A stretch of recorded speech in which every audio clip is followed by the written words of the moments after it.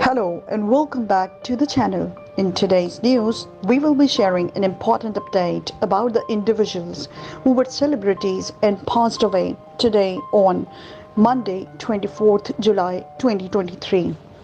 We have special tributes to honor them. We kindly ask before moving to show your love by supporting us and liking this video. Thank you and please stay tuned. Number 11. Regis Philbin. Regis Philbin was host of the long-running talk shows Live with Regis and Kathy Lee and Live with Regis and Kelly, as well as the first host of the US version of the popular game show Who Wants to Be a Millionaire. His long career in media began in the 1950s when he was a page for the Tonight Show, graduating in 1962 to become the show's announcer. Later, he was Joy Bishop's sidekick on the Joy Bishop Show, that hosted his own late night and morning shows before the 1985 launch of Live with Regis and Kathy Lee. The chatty morning show gave Philbin a chance to do what he did best, entertain audiences spontaneously, and with its 1988 syndication, he became a household name. After the departure of co-host Kathy Lee Gifford, Philbin continued on with new co-host R.I.P, as well as launching Who Wants to Be a Millionaire. He later hosted other shows, including the first season of America's Got Talent, $1 Million Password, and the 2010 Daytime Emmy Awards. Philbin also appeared in scripted television shows and movies, often playing himself, and he had a singing career. Sherman Hemsley. Sherman Hemsley played characters known to be wisecracking, wheezy, loving, boisterous fools which America and the entire world loved with kind-heartedly. Sherman Alexander Hemsley, Air Force veteran and actor, was born on February 1, 1938 in Philadelphia, Pennsylvania. His father, William Hemsley, worked at a printing press while his mother worked at various factories during the war. As a child, Hemsley was introduced to acting during schools, where the teachers would ask students to play different characters. The first play he did as a kid in school was about fire prevention, and Hemsley played the fire. He eventually ended up dropping out of school and joined the Air Force. During his adolescence, he never considered acting as a profession until after he served in the military. Hemsley then moved from South Philadelphia, where he had spent most of his life, to New York City. He worked graveyard shift as a post office clerk during the night and actor during the day. He considered New York the best place to be, as it had several acting workshops and theater companies, such as the Negro Ensemble Company, NEC, founded by Robert Hooks, which helped actors, actresses obtain roles on theater. His former co-star Roxy Roker was also part of the NEC alumni. Hemsley made his professional acting debut on the Broadway play Purely and toured with the show for a year.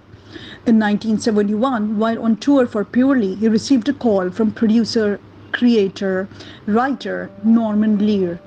Lear wanted Hemsley to audition for a role which was going to be part of his sitcom All in the Family, 1971.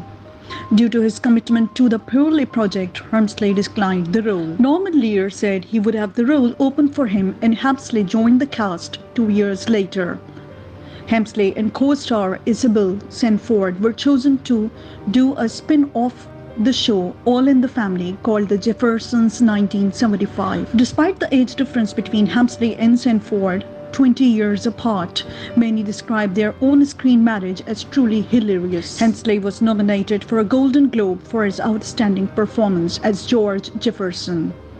The Jeffersons turned out to be a success, spanning 11 seasons, ending in 1985. After The Jeffersons, Hemsley steadily started working on other projects, and in 1986 joined the NBC sitcom 1986, where he played religious deacon Ernest Farr. The show ran for 5 seasons until 1991.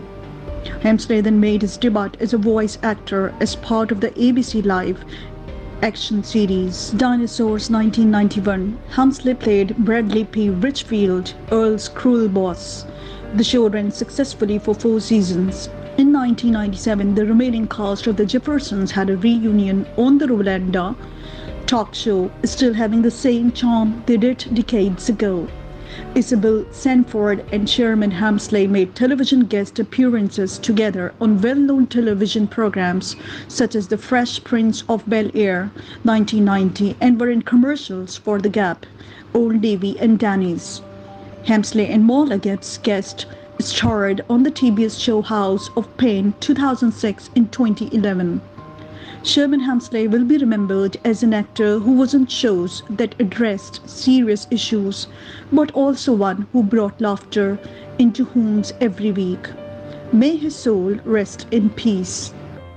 Ed Everett, both a leading and a supporting actor in movies and on television, name a role: lawyer, airline pilot. Rick Foreman, doctor, gunslinger, real-life person, good guy, bad guy, and Chet Everett has probably played it. He was born Raymond Lee Chapman on July 11, 1937, in South Bend, Indiana. In high school, he did stage plays and wanted to become an actor. After he graduated from Wayne University, Chet came to Hollywood and signed a contract with Warner Brothers.